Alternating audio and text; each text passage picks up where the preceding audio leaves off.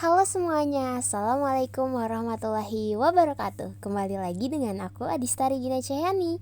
Nah, hari ini aku bakalan ngejelasin tutorial membuat penomoran di Word dan daftar isi. Nah, yang pertama kita harus pastiin dulu nih file yang mau kita nomorin halamannya. Nah, kebetulan aku pakai file ini. Nah, untuk penomorannya kita bisa klik 2 kali untuk munculin foldernya. Oke, setelah muncul foldernya, kita bisa pencet pick numbers. Oke, setelahnya ini bakalan muncul angka 1. Nah, tapi kalau di cover itu dia nggak perlu memunculkan number halamannya, jadi kita umpetin atau kita pencet different first page. Nah, jadi dia cuma di hide tapi tetap ada angka 1, cuma menghilang gitu. Makanya di slide selanjutnya ini langsung ke angka 2. Nah, karena di kata pengantar dan daftar isi itu harus angka Romawi, jadi bisa kita ubah di page number, lalu bisa pilih yang angka Romawinya.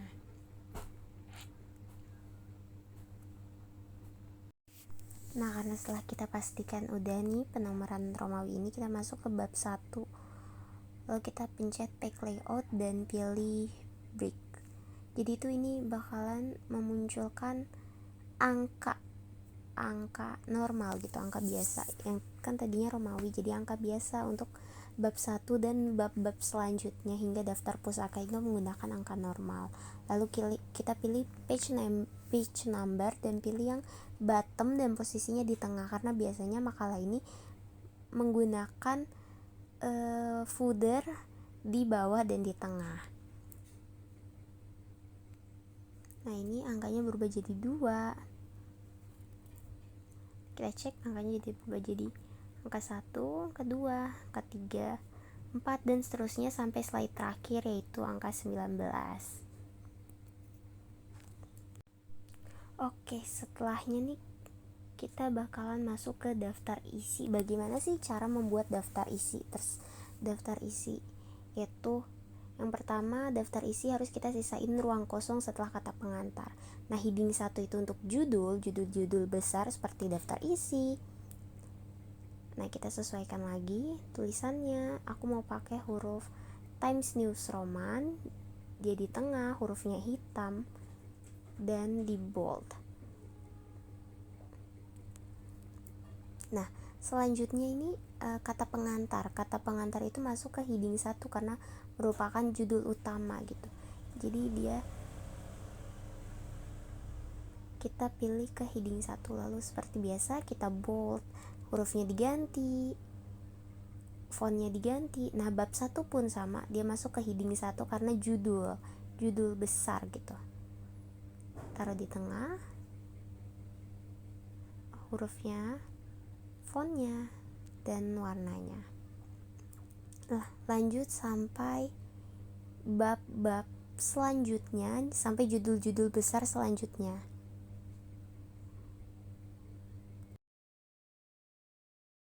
Nah, setelah kita memasukkan bab-bab selanjutnya, kita masuk ke bab 3. Itu bakal di heading 1 dan sama seperti biasa.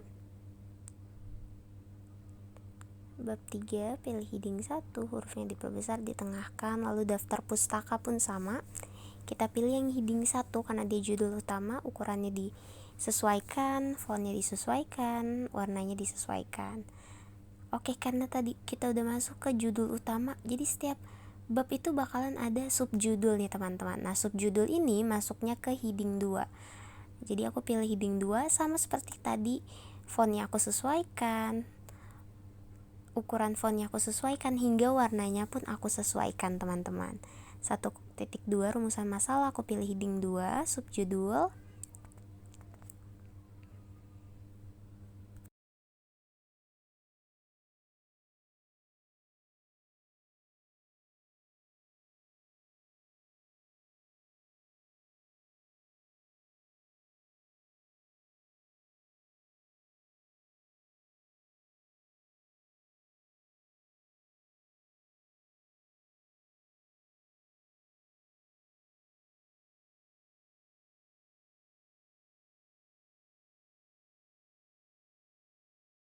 Nah, setelah masuk ke bab 3 penutup, 3.1 kita masukkan heading 2, saran kita masukkan heading 2, disesuaikan sama seperti tadi. Nah, selanjutnya nih, karena kita udah masukin judul dan subjudulnya, kita tinggal buat tabelnya. Kita pencet reference, terus pilih table of content. Nah, ini bisa dipilih di antara 3 ini, tapi aku biasanya pakai yang 2, content table 2 gitu, yang biasa digunakan untuk makalah-makalah. Nah, muncul seperti ini karena tadi kita sudah menyimpan heading 1 dan heading 2-nya. Sekarang tinggal kita rapihkan.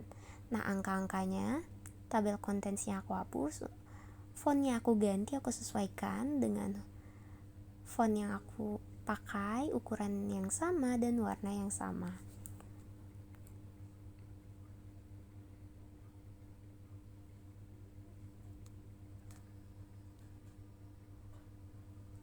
Nah, untuk penomoran halaman ini menurut aku sudah sangat tepat karena tadi sudah beberapa kali sebelumnya aku cek gitu kan, kayak bab 1 ini di halaman ke-1 hingga ke-2 gitu.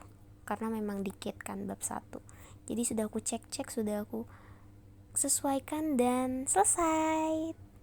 Inilah pembuatan daftar isi dan penomoran halaman dari aku. Sekian, wassalamualaikum warahmatullahi wabarakatuh. Sampai jumpa.